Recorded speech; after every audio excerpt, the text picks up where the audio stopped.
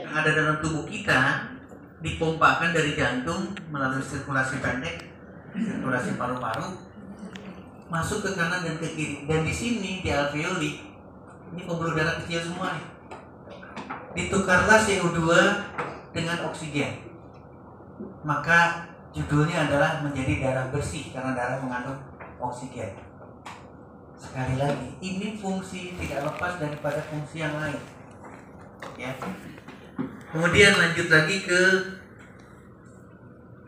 kayaknya nggak nyambung ini. Baterainya bagus.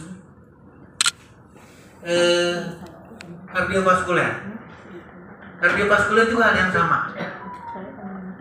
Melibatkan seluruhnya, dilibatkan oleh jantung, pembuluh darah, arteri maupun vena. Ini melibatkan semua. Ya. Demikian juga dengan ginjal. Ginjal juga ternyata isinya adalah darah. Seluruh darah akan masuk ke ginjal. Jadi Bapak, Ibu, teman-teman sekalian, ini adalah satu. Makanya saya katakan ini adalah jalan-jalan kita. Boleh ditaruh dulu handphonenya, boleh kita chatting dulu. Kalau chatting dulu tidak silaturahmi dengan sayang nantinya. Ya. Ini pembuluh darah, darah bersihnya atau darah kotornya akan dibuang, kotorannya, racunnya akan dibuang dalam bentuk urin. Artinya apa, balik lagi sekarang? Kalau paru-parunya rusak, jangan harap ginjalnya sehat. Karena CO2-nya tidak bisa terbuang banyak. Ya, berarti akan memberatkan ginjal. Demikian juga dengan kalau pencernaannya jelek, maka tidak akan ada yang sehat, di paru-parunya tidak sehat. Sekarang balik lagi, kalau kita pernah dengar ada gagal ginjal sampai cuci darah. Kok cuma ginjalnya doang yang gagal ya? Pernah nggak berpikir kalau orang gagal ginjal itu otaknya juga gagal? Nggak bisa senyum loh orang itu. Pernah ngelihat orang yang gagal ginjal cuci darah senyum? Aduh, susahnya minta ampun. Gak mungkin. Nah, saya ingin jalan-jalan ini dipakai buat kita semua. Demikian juga dengan lutut kita. Ternyata lutut kita juga pembuluh darah, oksigen, karbon dioksida, racun yang tadi diselesaikan oleh ginjal. Ini juga sama. Kenapa tidak ada gagal lutut ya? Padahal ngelihat tangga nih, astagfirullahaladzim. Baru melihat tangga udah astagfirullahaladzim. Tapi nggak mau dibilangin gagal lututnya, enggak. Nah, saya ingin sekali lagi kita punya wawasan yang beda. Bahwa sakit itu tidak mungkin satu, Pak. Atau kalau kita mau ngelihat anatominya dulu, sekali lagi ngelihat organnya dulu, ini harus diputuskan oleh kita. Tubuh itu utuh, terdiri dari sistem yang satu sama lain berhubungan. Nah, semalam saya bilang sama Mami, kayaknya harus punya materi baru nih hari ini. Dan hari ini saya ketemu. Saya ingin menyentilkan satu materi mengenai autoimun. Ya, autoimun kan jadi momok yang tidak bisa selesai-selesai ya. Orang yang kena lupus, kena myasthenia gravis, kena psoriasis, seolah-olah nggak selesai-selesai. Nah, ternyata kalau kita ngelihat gini, sistem yang satu sama lain berhubungan. Apa sih autoimun itu? Adalah sistem imun sistem kita. Tapi kenapa dia bisa gagal, seperti gagal jantung, seperti gagal ginjal? Berarti sakit, sistem imunnya sakit. Kalau sistem imunnya sakit, jangan harap jantungnya sehat. Jangan harap barusan saya sebutkan lututnya sehat, gak mungkin. Karena autoimun itu adalah satu penyakit yang sistem pertahanan tubuhnya bukan mempertahankan tubuh, tapi menyerang sistem lain dalam tubuhnya. Kalau ada sendi berarti diserang sendinya, maka terjadilah rheumatoid arthritis. Kalau ada saraf, multiple sclerosis, diserang sarafnya. Kenapa? Karena dia melihat ini musuh saya, bukan alat, bukan dalam tubuhnya, tapi selalu dia melihat ini musuh, maka semuanya diserang. Matanya diserang, livernya diserang, sarafnya diserang, terjadilah autoimun. Saya ingin Bapak, Ibu, teman-teman, tubuh itu utuh. Nah, sekarang kalau penyakit, berarti balik lagi kalau penyakit sama. Penyakit ini saling berhubungan.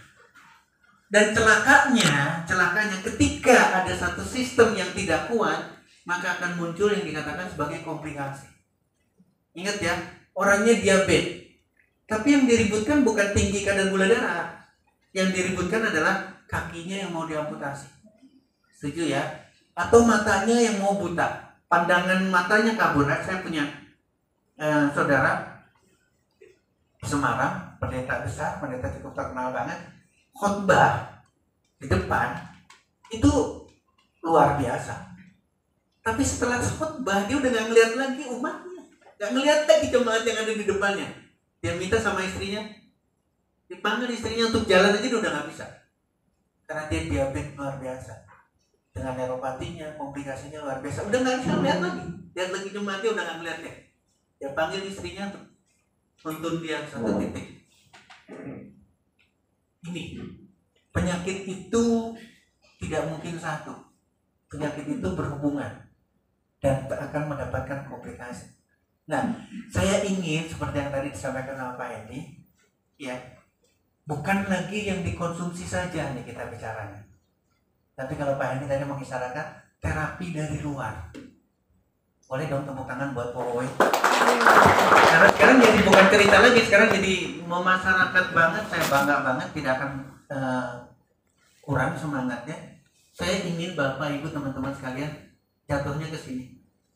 Penyembuhan itu bukan pada organ yang bermasalah. Sekali lagi, jadi kalau lambungnya sakit nih, mohon maaf nih, saya tidak bisa puasa. Kenapa? Karena lambung saya sakit. Itu enak banget ya. Alasannya hebat banget. Karena dia berbicaranya di organ. Padahal orang yang punya asam lambung, orang yang punya MAG, mohon maaf sekali lagi, pasti komplikasinya ada. Nah, saya ingin ke sini. Yang disembuhkan itu, yang diterapi itu adalah tubuhnya. Karena tubuhnya bermasalah. Maka sentuhlah sebanyak mungkin bagian dari tubuh itu dengan alat terapi. Ada yang berani tepuk tangan? Saking seriusnya puasa, saking seriusnya sampai lupa punya tangan dua untuk tepuk tangan, lupa. Ya, saya ingin ke arah sini, Bapak Ibu, apapun sakitnya, selesaikan orangnya itu utuh. Ya, kalau dia punya masalah hutang, berarti selesaikan hutangnya dulu. Bisa diterima ya? Nggak bisa, Pak, kalau masih permasalahan itu nggak bakalan selesai akhirnya. Betul nggak Bang Rifat ya? Jadi kita harus selesaikan betul-betul permasalahan utuh dalam tubuhnya, tidak satu persatu. Nah, ini yang saya ingin sampaikan dari awal. Selesaikan penyakit hatinya. Selesaikan penyakit hatinya. Iya. Ya, ganti yang baru maksudnya. Hatinya sakit kemana-mana. Ganti yang baru. Jangan diterusin. Soalnya ada cahaya di sini. Kawan. Nah, saya ingin Bapak Ibu supaya mempermudah. Sekali lagi saya mempermudah apapun sakitnya. Ingatlah segitiga dari Pohowe. Apapun sakitnya, mau dia autoimun, jadi jangan tanya lagi nih, dok bisa nggak ini? Ini selalu pertanyaan di konsultasi dengan saya kan gitu, dok kasusnya seperti ini, terapinya seperti apa? Sebetulnya terapinya adalah ini, pendekatan Pohowe. Kenapa apa yang dilakukan sama Pohowe? Yang dilakukan sama Pohowe adalah melakukan detox dengan Rosoligos. Apapun kondisinya, ya. Kemudian konsumsikan oral liquid dan colostrum. Saya berharap banget nanti ada produk lain yang bisa dikonsumsi. Saya berharap banget, pasti nanti akan ada. Ya, nah hari ini atau selama ini perjalanan kita selalu dengan alat ini. Alat yang paling menonjol itu selalu alat, baik portable magic device maupun Photon Device Pro. Ini adalah Photon Device Pro. Bagi yang baru hadir, ini adalah fototerapi dari Pohowe. Simple banget. Jadi 1, 2, 3 selalu seperti ini. Apapun kondisi sakitnya. Dok, saya saraf terjepit. Ada yang sarafnya terjepit. Lakukan pendekatan seperti ini. Tidak usah susah-susah. Tidak perlu berteori banyak. Kenapa? Karena untuk mempermudah kita semua. Ya. Oke. Kemudian apa yang mesti dilakukan atau apa yang mesti bisa memberikan suatu keyakinan kepada orang lain adalah ini, jawab untuk menjawabnya. Mohon maaf. Untuk menjawab pertanyaan yang tadi, ya, balik lagi, satu lagi. Nah, apa mungkin? Apa mungkin? PMD dan PDP bisa membantu. Karena selalu kita orientasi di alat. Ya. Nah, saya ingin sekali lagi, kenapa tidak bisa ya? Sorry.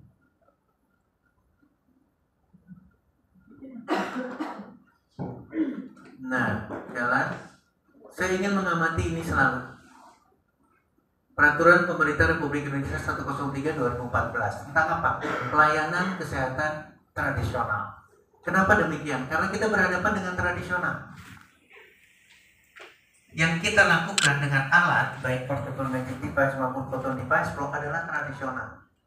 Memberikan kepastian hukum. Ini internal kita. Kita punya perundang-undangan, kita punya aturan. Nah, bukan Indonesia yang punya aturan. Saya diingetin sama Pak Kasono tadi. Saya sekarang langsung tayangkan Pak Kasono. WHO sendiri punya strategi, Pak. Jadi kalau ada orang yang melarang bicara tradisional, mudah-mudahan kena COVID-19. Oh, udah lewat ya. Ini ada strateginya, Pak. WHO tuh sampai mencantumkan traditional and complementary medicine. Medicine loh bicaranya. Jadi betul-betul untuk terapi, betul-betul untuk membantu. Tapi kita kayaknya musuh banget sama yang namanya alternatif. Atau, bentar ya, mohon maaf Bang, nggak percayanya minta ampun. Percayanya sama yang lain, percayanya sama dewa-dewa luar biasa. Ngerti maksud saya ya? Dewa-dewa yang memperebutkan uang. Kaget ya, ada yang ngerekam nggak nih? Nanti saya lagi saya ngomong. Ya, tolong perhatikan. Ini ada strateginya dari WHO. Jadi WHO sendiri menetapkan bahwa tradisional itu part of bagaimana menyelesaikan persoalan kesehatan. Nah, tinggal karena ini adalah yang terakhir sampai 2023, tinggal Bapak Ibu teman-teman buka. Karena ini berhalaman ini banyak banget bukunya, panjang banget ceritanya. Bagaimana WHO menetapkan satu strategi penempatan tradisional di luar obat dan farmasi. Sekali lagi, di luar obat farmasi dan COVID-19. Programnya berbeda. Ini adalah tradisional. Yuk kita sambut. Karena ini kesempatan. Tradisional itu memberikan suatu hal yang luar biasa buat kita semua. Ya, ini mudah-mudahan kita dapatkan. Nah, kenapa tradisional? Karena bekam. Kenapa tradisional? Karena kerokan. Karena memberikan terapi dengan pemanasan. Karena akupunktur dengan tusuk jarum. Ini dilakukan tradisional. Maka lahirlah Fohowei. Nah, yang luar biasa, Fohowei ini perusahaan China, tapi lahir atau cabang pertamanya justru di Rusia. Jadi teknologi yang dipakai adalah Rusia. 2007 itu Rusia duluan, sebelum 2020 masuk Indonesia sebagai negara ke-23.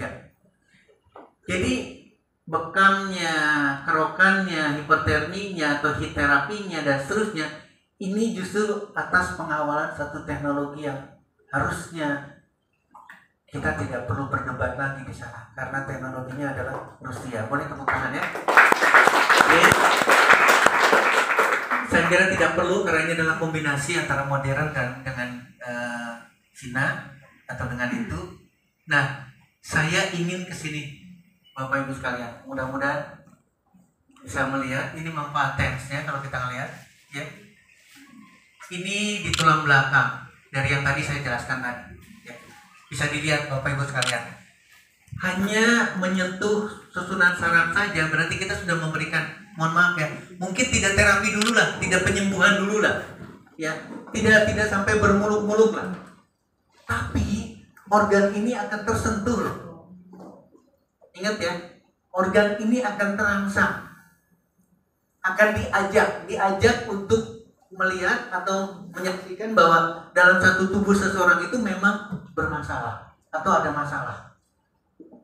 Karena dirangsang, ini kita bicara dengan tensnya ya, kita manfaat tensnya. Ini mudah-mudahan bisa dapat. Jadi dengan cara mengusap dari leher, bagian leher sampai ke tulang belakang sampai ke tulang ekor, berarti seluruh organ ini akan terangsang. Baik secara simpatisnya parasimpatis. Simpatis yang merangsang, parasimpatis yang ngerem. Jadi antara mempercepat, melambatkan, itu diseimbangkan kembali oleh karena alat terapi. Ya, kemudian, nah, kalau Bapak Ibu sekalian masih sulit dengan terapi di sini, bisa memanfaatkan terapi di telinga. Hal yang sama. Terapi di telinga berarti memberikan satu terapi ke seluruh tubuh kita. Ternyata warna biru itu adalah mata. Ternyata ini kepala. Ternyata jantung ini yang merah. Ternyata liver ini. Maka seluruh organ ini ada di telinga kita.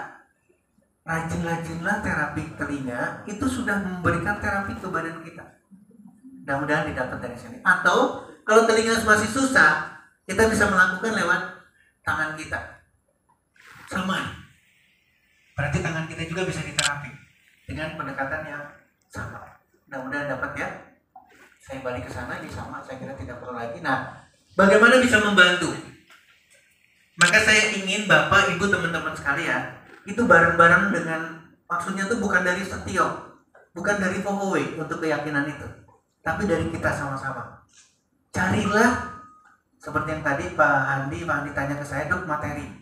Boleh, tapi membuat keyakinan kita bertambah. Ya, apa sih yang dilakukan? Ini contoh, ini yang saya tadi semalam. Transcutaneous dalam pengobatan autoimun. Ada nggak sih? Kan teman-teman masih ada yang ragu kan? Mungkin nggak sih? Bisa sembuh nggak sih autoimun itu? Ketika saya dapatkan hasilnya, ketika saya dapatkan literaturnya, ini luar biasa. Ternyata autoimun juga bisa diselesaikan. Kita hanya bicara TEN, kita baru bicara TEN, belum bicara yang lain, belum bicara lagi fototerapi. Tapi ini adalah gambaran bahwa portable magic device, karena ada fungsi TEN-nya, itu bisa menyelesaikan. Ini literatur yang saya dapatkan. Ini adalah multiple sclerosis yang terkena saraf, yang menjadi kekakuan pada seluruh otot. Di sini Pak, saya baru bangga ini, walaupun ini adalah pilot study, transcutaneous selective medicine, pada spasticity atau kekakuan pasien-pasien multiple sclerosis, pasien dengan autoimun Pak. Kalimatnya, mohon maaf kecil banget di sini. Ya. Statistically significant reduction of spasticity, mengurangi angka kekakuan. Jadi kalau sekarang teman-teman nih, kita tidak bicara multiple sclerosis lah. Ada orang dengan stroke yang sudah kakunya luar biasa, atau yang nggak usah yang jadi korban beliau lah. Ya, sekian tahun kaku minta ampun tangannya, ketika dikasih TEN, kok bisa lemas? Ini kita apa namanya gambarannya. Artinya apa sih kalau seperti ini? Oh ternyata betul ya. Ada literaturnya lah. Kita tidak perlu ragu lagi. Kalau mau diskusi sama yang nulis ini. Bukan sama Setio, bukan sama Fohowe. Artinya lagi, satu lagi yang saya ingin sampaikan, carilah sebanyak mungkin literatur, bukti ilmiah. Ini ada pertanyaan dari Bu Yani, Dok, ada evidence base-nya nggak untuk alat kita? Nggak bakalan ketemu evidence base itu. Kenapa? Karena dimusuhin. Justru orang-orang yang pakai obat dan lain sebagainya itu selalu evidence based medicine report. Jadi nggak bakalan ketemu. Kita nggak bakalan ada sama sekali. Kenapa? Karena posisi kita ada di alternatif. Posisi kita lebih bermusuhan dengan evidence based. Uji klinis evidence based itu nggak ada. Apakah ini pernah dilakukan uji klinis? Nggak ada sama sekali. Karena kita bicaranya adalah alternatif. Alternatif nggak sampai uji klinis. Makanya ini ada barangnya juga, bukan ada barang di rumah sakit, karena tidak melalui tahap 1, tahap 2, tahap 3, tahap 4. Tidak dilakukan. Ini yang dilakukan. Mudah-mudahan kita akan dapatkan ya. Ini adalah pada multiple sclerosis, saya dapat itu. Yang kedua pada myasthenia gravis, ini pada otot. Kalau apa namanya? Ada kasus. Kalau pada mata, ini ngantuk banget, tetap aja susah banget. Sama seperti yang sekarang, pada mau nutup semua. MG semua. Paru-parunya nggak bisa nafas kan? Karena nggak ada kekuatan sama sekali di ototnya. Ini adalah miastenia Buka gravis. aja ya. Dan di sini balik lagi sekarang. Ini judulnya perkutannya selective nerve stimulation. Judulnya adalah sama. Itu adalah melalui permukaan kulit. Makanya ketika ada pertanyaan ke saya, dok kan dada nggak boleh, dada kan nggak boleh gitu. Muka boleh kok dada nggak boleh. Yang tidak boleh itu adalah sekali lagi keamanan buat OE, jangan sampai terjadi sesuatu. Tapi kalau udah ngelihat kasus kayak gini autoimun, orangnya lemes, terus masa kita mau diem? Padahal dalam TEN itu ada angka 1 sampai angka 30. Ya terapi dengan angka 1 aja. Terapi dengan angka 2 di dadanya.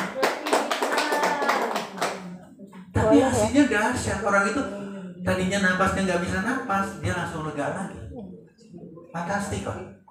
Ini mudah-mudahan didapat. Ini kasus yang kedua miastenia gravis pada autoimun. Sama pers. Kenapa? Pers. Sama aja. Sama aja, tekniknya sama. Nah, ini Bapak Ibu sekalian, ini juga sama. Case report ini betul-betul meng-highlight efektivitas dari perkutanan selective nerve stimulation dikembalikan dengan fisikal. Ini ada alat tertentu untuk itu, untuk mengurangi rasa sakit dan fungsi daripada keseluruhan otot dari pasien dengan miastenia gravis. Terakhir, saya berbicara di lupus erythematosus, systemic lupus erythematosus. Ini hal yang sama. Vagal nerve stimulation. Terapinya seperti apa? Di dada lagi, di perut lagi. Diterapikan karena nervus 10 itu adanya dengan lakukan apa? Sok, silakan mau dipakai apa? Mau dipakai TENS-nya boleh, mau dipakai HIIT terapinya boleh. Tapi kita akan mendapatkan hasil pada kondisi dengan autoimun.